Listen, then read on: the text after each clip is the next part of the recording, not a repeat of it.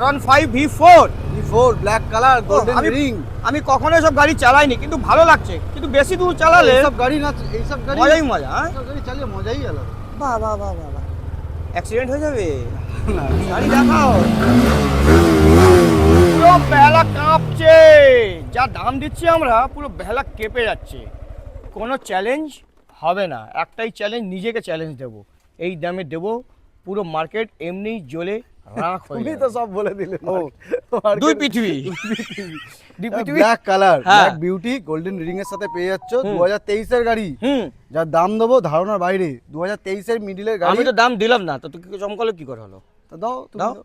আমি দেবো। হ্যাঁ, 1,45,00,000, 1,40,00,000, 1,37,000 টাকা নিয়ে যাবে 2023 এর গোল্ডেন রিং এর সাথে ব্ল্যাক কালারের গাড়ি। 2023 এর দেখে গাড়ি, নাও, 22 এর নম্বর, গাড়ি পাওয়া ঠিক যায় আছে?